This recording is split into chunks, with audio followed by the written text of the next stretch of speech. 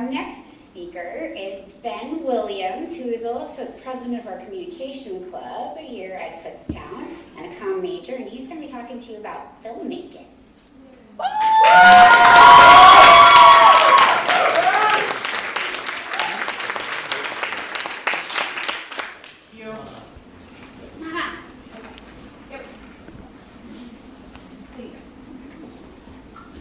All right, I'm here to talk about filmmaking as a medium. It's really personal to me. It's been my biggest passion for my entire life. It's a little fast, but this... You can go ahead. We'll do this. It's doing the 15 seconds. Is it going on? Okay. So yeah, it's my biggest passion. It's been that for my entire life. I've always enjoyed watching movies and talking about movies and eventually making them with my friends. I remember doing it on iMovie, on the iPad, and this last summer I was able to meet up with some friends in North Carolina. And okay, hold on. It decided to start doing the timing, and then I decided to mess it up by going back. Here you go.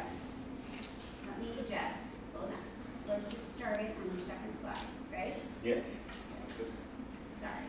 Go ahead. So yeah, I was able to go to North Carolina and meet up with some friends, some really cool people, some really talented people who also happen to have some really nice equipment, and we made something that actually turned out really good. I was really proud of that, and like I said, filmmaking's been a huge part of my life. I hope to be able to pursue it.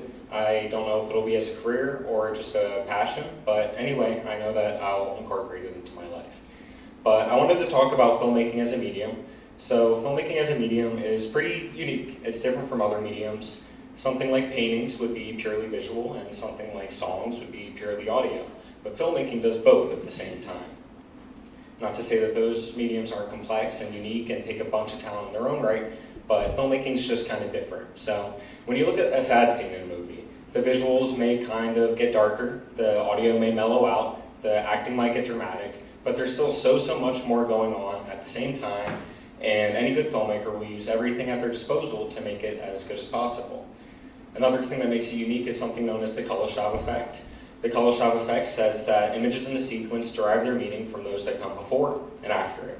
So this image from 7, for example, is just a box right now. It looks nice, but there's not too much to take until you see Brad Pitt's reaction to it. And before he even says it, you're thinking, what's in the box? It's starting to get tense, you're starting to get questions, and this image means something completely different to you now. Images can also get more than one meaning, of course, so when you see Morgan Freeman's reaction to it, he jumps away in horror. You start to feel kind of uneasy. You're getting more questions, it's getting more intense. You're not so sure if you do want to see what's in the box. And this is something very unique about filmmaking that any filmmaker will utilize to its fullest potential. On the audio side of things, something like A Quiet Place will utilize as little sound as possible.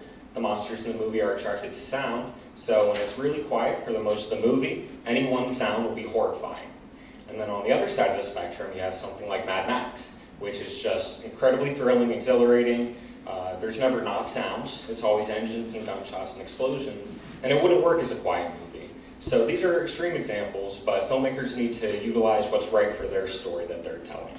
On the visual side of things, some shots need to get tight in on an actor's face to show emotions or details. Something like this in Get Out wouldn't have the same impact if you took a step back, because you want to get that emotion. That's what makes this shot so nice. On the other side of things, something like this from Halloween, you got to take a step back. Laurie Strode's reaction is important. Michael Myers creeping up in the background is important, but I think it's a lot more interesting to see both things at the same time, rather than seeing one or the other. Another tool that filmmakers will utilize is the writing, the perspective of which they take.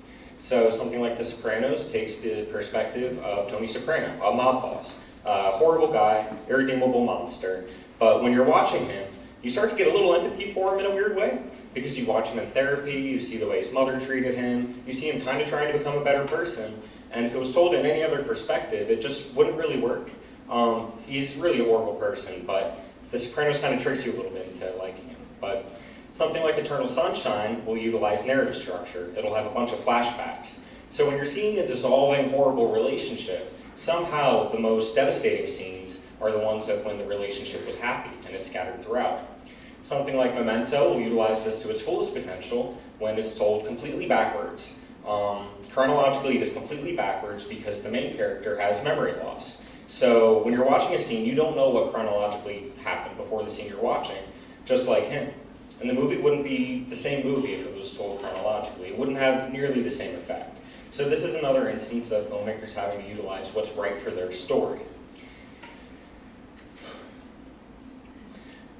Real World also has a big impact on movies. So Drew Barrymore was a huge star before Scream. Everyone knew her. She was in all the marketing for the movie. And then when you watch the movie and she dies in the first 10 minutes, it's really surprising. And there are a bunch of examples, but this is a really good one of the real world having a big effect on the movies that you're watching.